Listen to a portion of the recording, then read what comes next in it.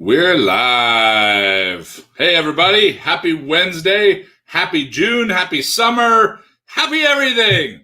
Excited to be here with you today for Disrupt Your Week. My name is Paul Blanchard.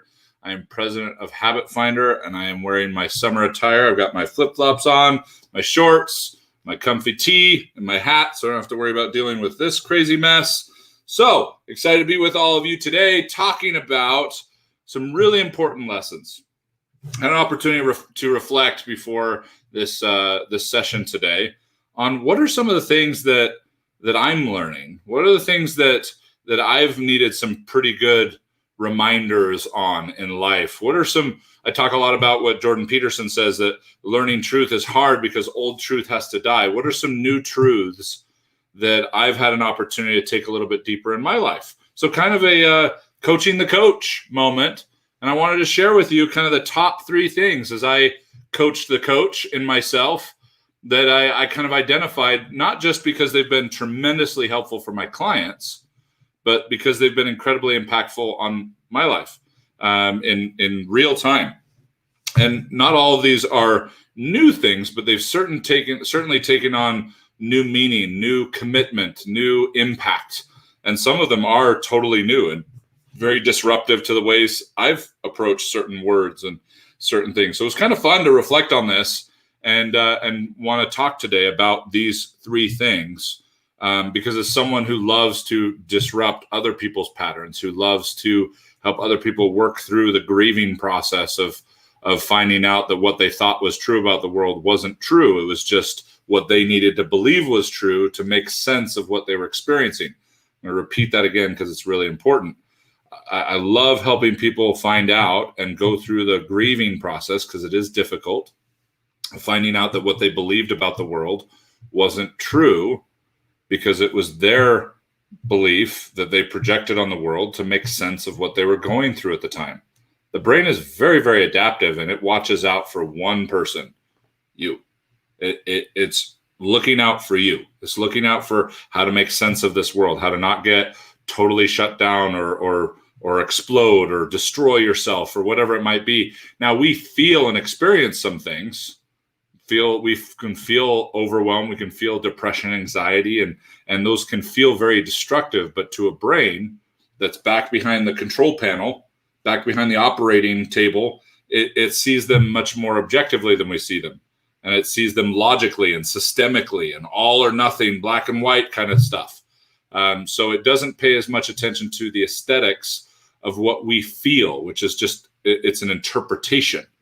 It's a perspective that we've got a lot more influence over than we care to admit. But in working through that, it would be tragic for me to not be doing that with myself. It was really fun to reflect on this and realize that everything that I work through with clients is stuff that I've had an opportunity to disrupt and work through in myself.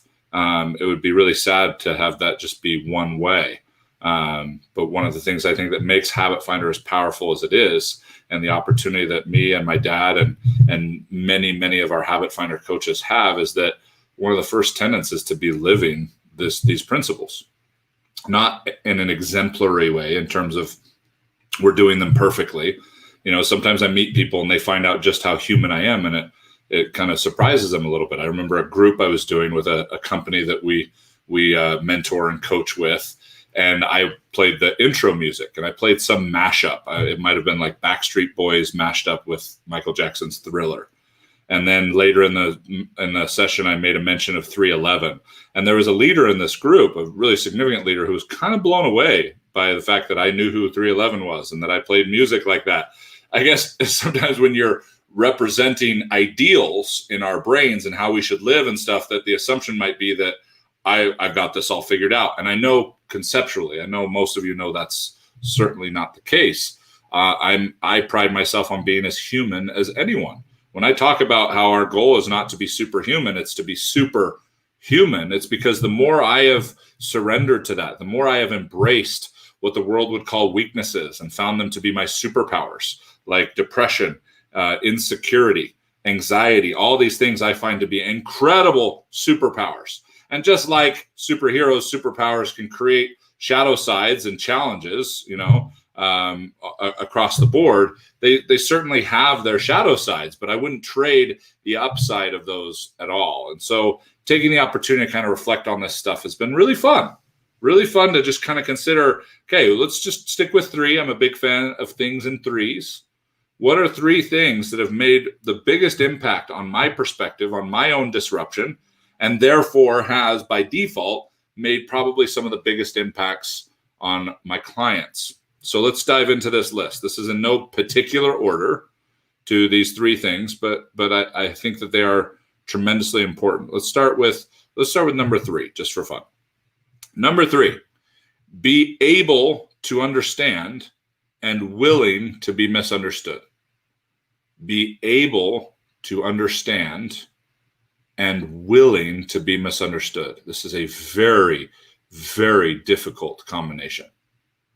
The natural inclination to project our reality, to filter everything we experience and everything we see with our own bias, with our own experiences, our own memories, our own construct of how this world is supposed to work. It is one of the most difficult things we'll ever do, is to surrender that for a short time so that we can truly understand someone. So we can truly see, as truly as we can, I should say, but at least want to see them more accurately, want to understand them. One of the reasons this is so difficult is because our downstairs brain, okay, our amygdala, our fight or flight or faint center, our thing that is so responsible for keeping us alive. Huge props. Appreciate that. But the shadow side of that all or nothing thing, is to believe that if I seek to understand you, it must be the same thing as seeking to agree with you.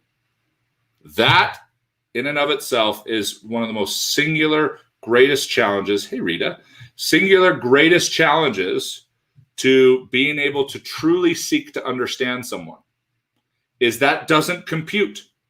And that part of the brain is tied into your nervous system, which is tied into your emotional output, which makes us feel things that aren't true necessarily. And then our thinker brain hijacks the feelings and assigns stories to them, because we're just dying to be able to explain everything that we feel, even if it's not accurate. At least we have an explanation for it. And in the process of doing that, it is next to impossible to pursue understanding without assuming that it means the end point is to agree. Okay? That if I'm going to seek to understand someone's politics, for example, there's a hot button, that it must mean that if I don't discredit it, if I don't reject it, if I don't pick at it, that I'm agreeing with it. And that's just not the case. This is why this is one of the hardest skills, one of the hardest energies that you can work through, because you've got a strong processing center in the brain that has a nearly impossible time differentiating these two, of understanding and agreeing. So being able to understand, huge, so huge, and willing to be misunderstood, because going the other direction is just as impossible. If you don't understand me, you are wrong, and you are detrimental to my existence. That's what it feels like. When someone seems to misunderstand us, you get that visceral reaction. Yeah, so-and-so said this, and it's taken out of context, and we're misunderstood. It feels like someone just strapped a bomb to our chest, or someone's holding our family hostage at gunpoint. That's what it feels like. And some of us have kind of gotten a F it, kind of, forget it kind of mentality to try and ignore that. But it doesn't mean the feeling isn't there just because you decide to suppress it or ignore it. It just means it's going to come sneaking around the back door of some other area of your life and sabotage you. But that's one of the greatest challenges that we'll want to be conscious of. That's why when applying any of these things, they've got to be applied with compassion, patience, and curiosity. If we're going to seek to understand and understand that we're going to run into a brick wall of, if I seek to really understand them, especially the way we teach it in intrinsic validation, I'm going to run into the resistance of feeling like it means that I agree with them, and I have got to continue on.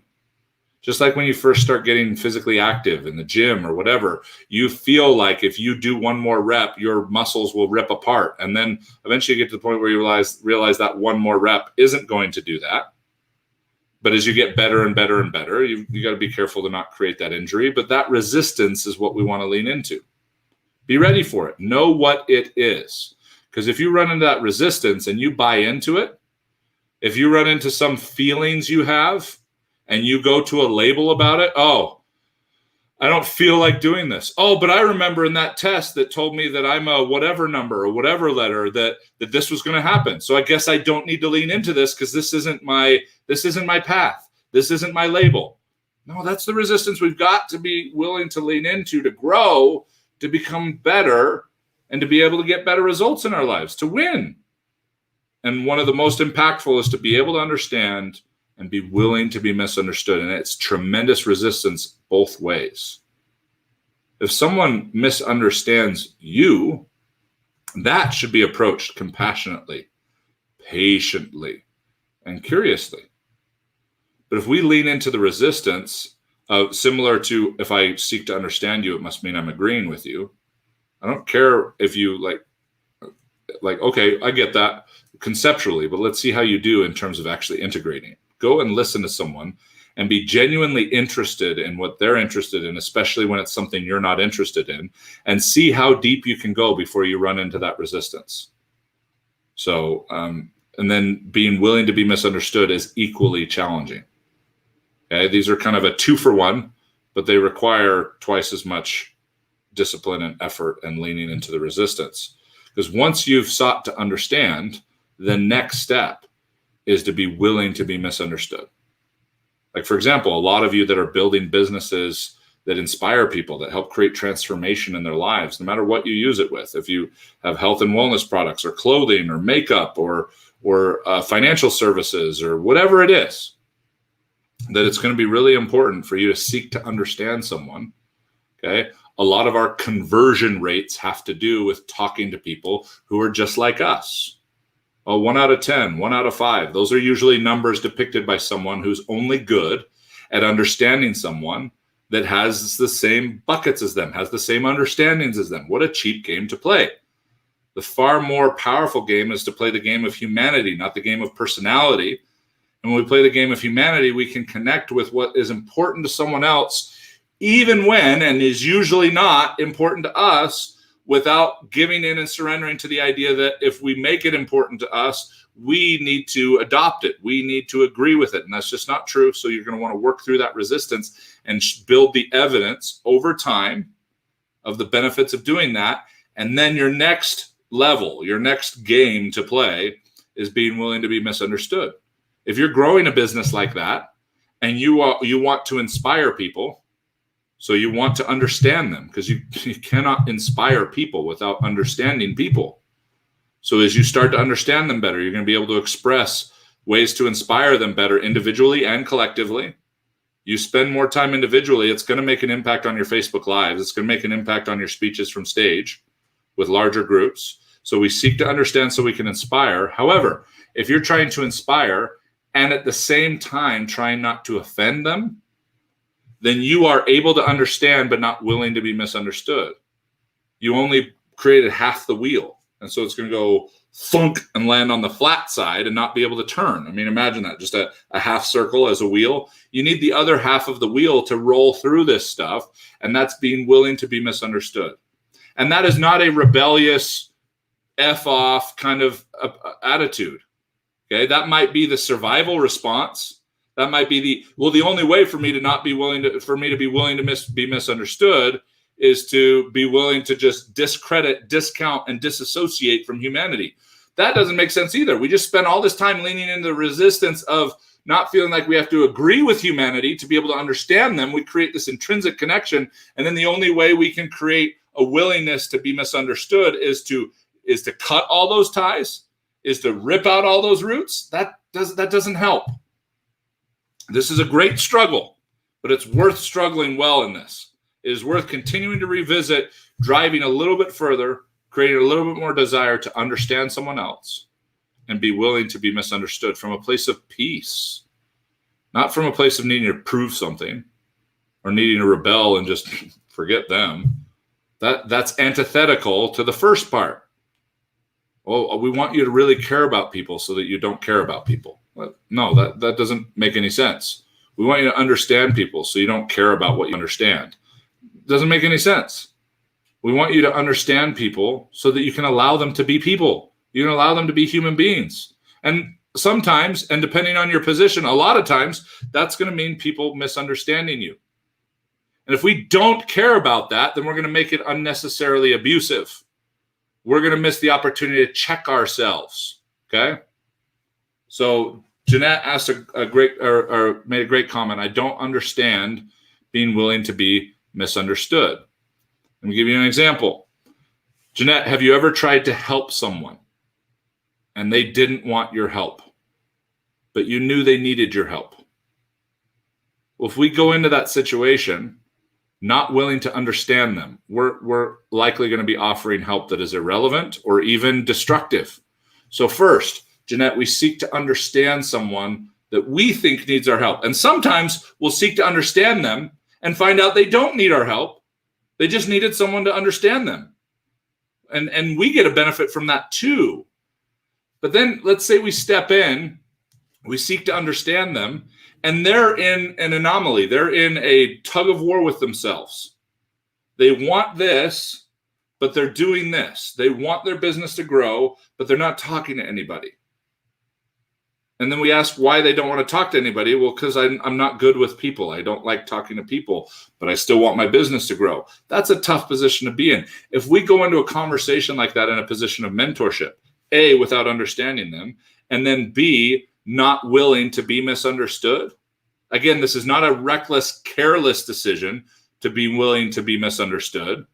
It is not allowing the fear of being misunderstood to quelch our words, to create a tit for tat kind of conversation, to get defensive, to overly explain and indulge in where we're coming from and qualifying what we're saying, all these things which also add to the concern of why you're doing it for them.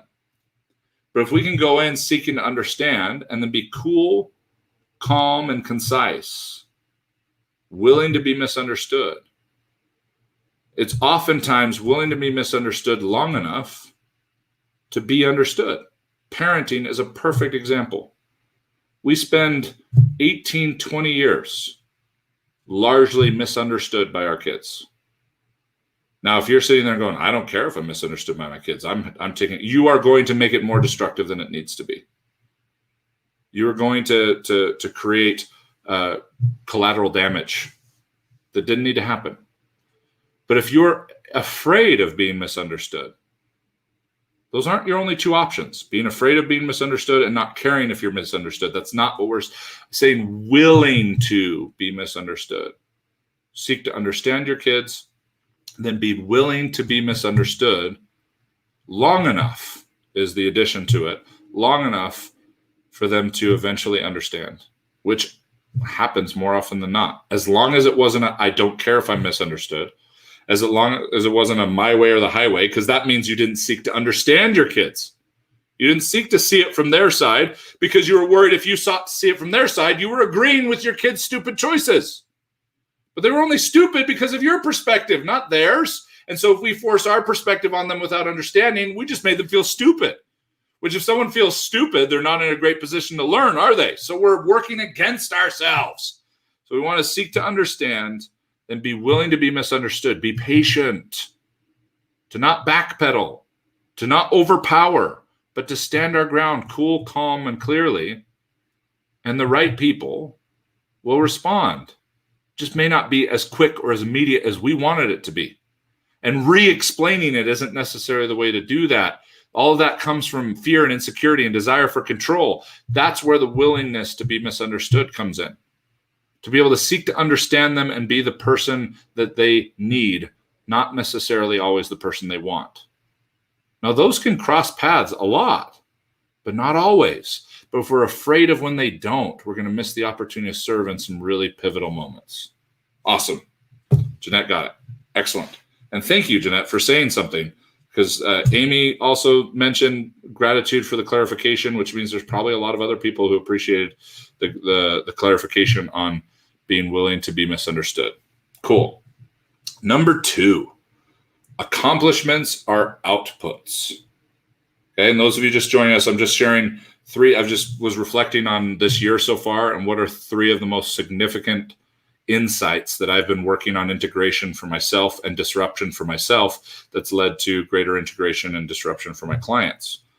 And so number 3, where we started, was be able to understand and willing to be misunderstood. Number 2 is accomplishments are outputs.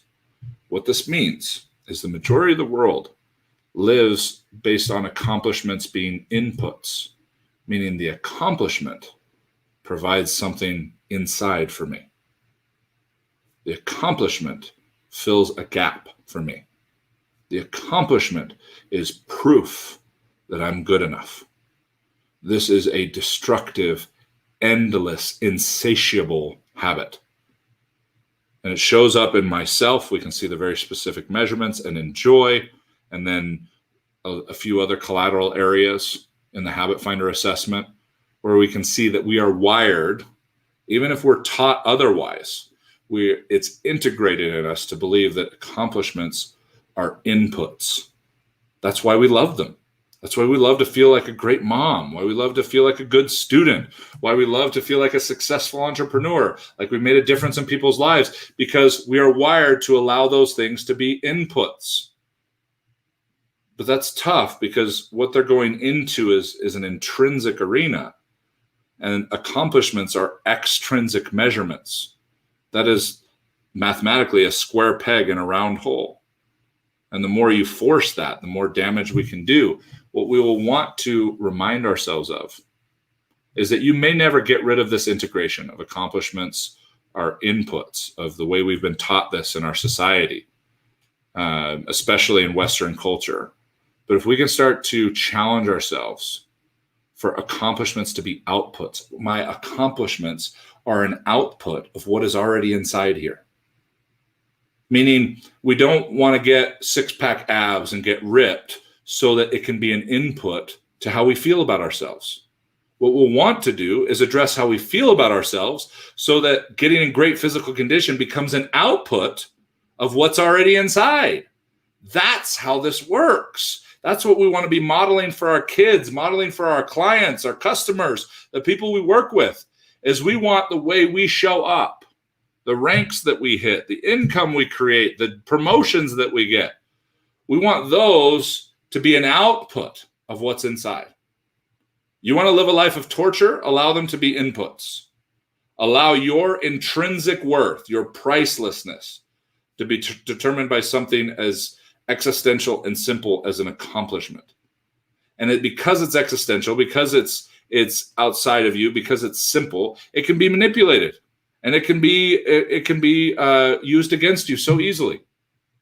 If being a great mom, for example, I work with a lot of powerful women who are amazing moms, but they don't feel like amazing moms because their accomplishments as a mom are inputs rather than an output of who they already are inside, of who they're already willing to acknowledge they are in terms of pricelessness and worthiness, and allowing that to drive the output. Rather that what we typically do in our society is we suppress our worthiness, suppress our pricelessness, and hold it hostage for the accomplishment. Hey, you don't get your pricelessness. This is a gun, by the way, and this is our pricelessness and our worthiness. Okay, this is part of your brain going, okay, I will give you your worthiness and pricelessness as long as you give me A's on your report card. I will give you A's, and I will give you pricelessness and worthiness as long as your kids don't ever have any problems in their life and don't ever act up and don't ever embarrass you. I will give you pricelessness and worthiness as long as you make $300,000 a year, or as long as you hit this particular level in your company within this amount of time. You get it? Like that's, and then you give into the hostage situation, and now you've taught your brain, that's how we get accomplishments from now on. We hold our pricelessness and our worthiness hostage, and we get what we want. That's the greatest fear in hostage negotiation is if we give them what they want, they're just going to go do it again because now they've proven that it works. And we do that in ourselves all the time. So challenge yourself.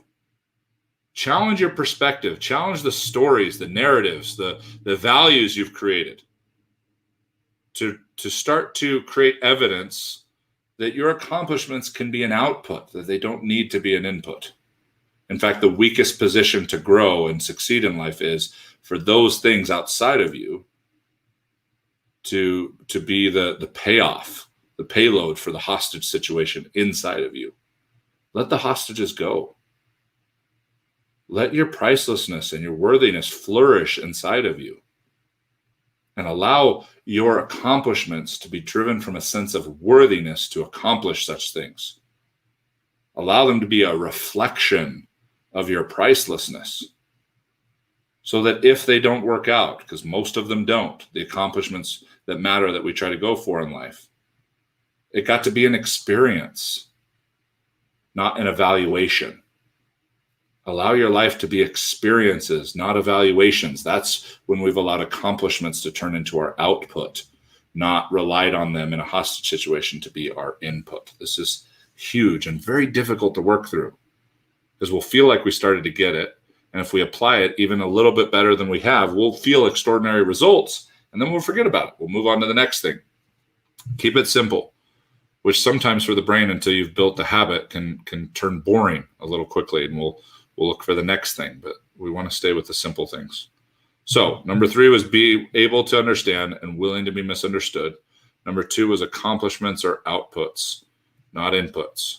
Number 1, and this has probably been one of the most disruptive things for me recently, because I've taught from stage and in coaching sessions about the power of this particular word, and there are a lot of people out there using it as a badge of honor. And I've talked about the shadow side of it, but to realize that all of it is a shadow side has been pretty interesting. And that is why. Chris Voss, who wrote Never Split the Difference, said that why, no matter what language it's translated into, is accusatory. It's an attack. No matter what language it's in, why is an attack. Now, if it's an attack on logic, it makes sense. Why was originally a question or an insight or a perspective built on something that is totally logical. Like, why are those leaves green? Well, because of chlorophyll and whatever processes that create these hues and these manifestations of that particular color. Or why is the sky blue, which I don't know the answer to, but I'm sure it has something to do with the chemicals and the gases in the air and the infraction of the light from the sun and whatever else. Okay? That's what why is for. As soon as why becomes an inquiry in philosophy, an inquiry emotionally, an inquiry in what drives your life, why is an attack. It's an accusation. That's been really interesting and in some cases difficult to swallow. I find myself in a lot of coaching sessions when someone's sharing something with me, I've been very sensitive to not go why, because understanding its destructive nature. So I've just changed my tone of voice. Why? I want to make it curious, but even then it's still limited. So pay attention to whys carefully, because when a kid is asking why, they're asking logically. We're having eggs for breakfast. Why? And just remember how annoying that feels. It feels like an attack. Well, because we have eggs in the fridge and it's a nutritious thing to have for breakfast. Why? Well, they want to know why it's nutritious now.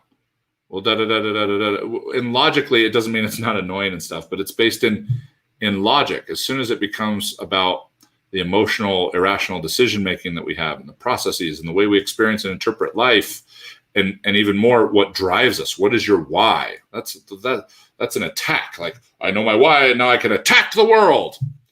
No, that's putting something outside of you to drive you rather than bringing the drive from within. That's finding something to motivate you, which is external, rather than finding something that inspires you. The discovery of inspiration comes more from what and how questions than why.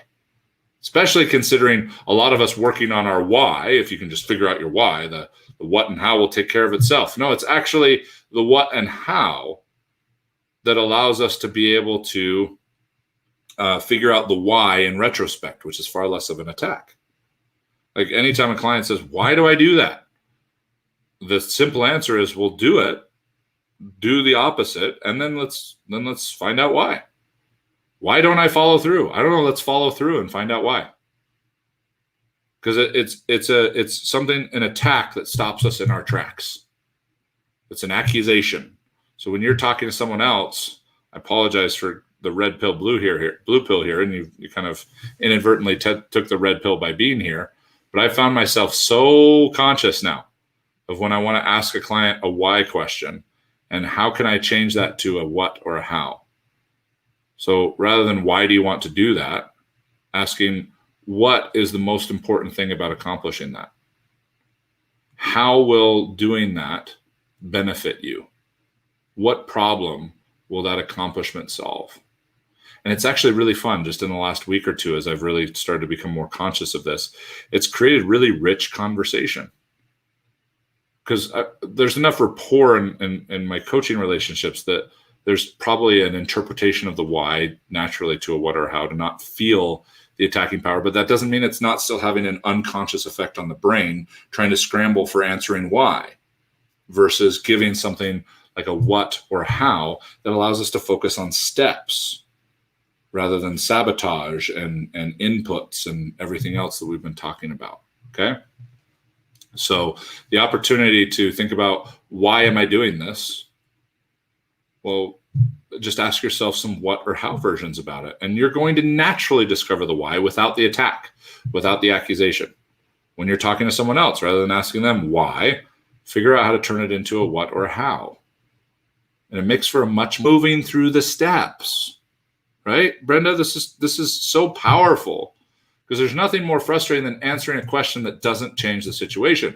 But if you can get the answers to a what or a how, you can apply them immediately. You get answers to a why, you're still stuck with the same next step. You've got to take a what or a how step. So let's skip the why and get right to the what and the hows, which will allow us to discover the deeper whys in a productive way. It's not productive to sit there and spin on why. It's not productive to sit there and go, what is my big why that I'm going towards in my life? That every massively successful person I've met discovered that on the way. They discovered that with the steps of what and how. Okay?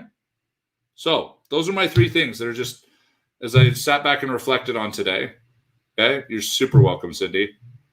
That have made a huge impact on this year and hopefully beyond, is the changing the why to a what or a how, internally and externally with ourselves and with other people, changing the polarity, the circuitry of our accomplishments so that they can become outputs rather than holding our intrinsic worth hostage to allow them to be inputs, and then being able to understand and completing the cycle by being willing to be misunderstood. And not because we don't care or because we're afraid of it, but because it's giving them space to go through their own process and their own interpretation, which actually will allow you to be the person that could help guide that once they've felt like they were understood. So 3 powerful things. Pick one to focus on over this next week or so before we come back next week for this process. And we'll go from there. Thanks for being here. If you got value out of this, please tag someone. Please tag someone on your team and your family, friends, that you think one or all of these 3 things could make a significant difference for them. There's a reason we do this on this platform as open as we do, and it's to be shared, to not withhold, to give people what they need, because we know that great coaching is not what we know. We give you what we know right here. And my dad gives you what he knows on Mondays. And we give what we know on stages at events and all kinds of things. But the coaching that we provide, the services that we provide, is about what we notice. So the opportunity for you to get the knowledge then when it comes time for integration, it's going to be important to have someone there by your side to be able to notice. There's knowing and there's noticing. The knowing is the plan. It's the aha. It's the insight. The noticing is the superpower of integration. So if any of you are a little top heavy on what you know and a little short on what you're actually integrating, maybe time to consider coaching. Maybe time to consider getting someone on your side that can notice what you're not noticing and guide you through processes like this. So appreciate the opportunity to do a little bit of that for you today. Again, don't hesitate to let us know for those of you that are ready to take that to the next level. And always appreciate those that get value from this. Thank you, Sherry. And the opportunity to be able to serve. Marcy, awesome. Thanks for being here. Thanks for sharing this out. We'll see you next Wednesday. Take care, everybody.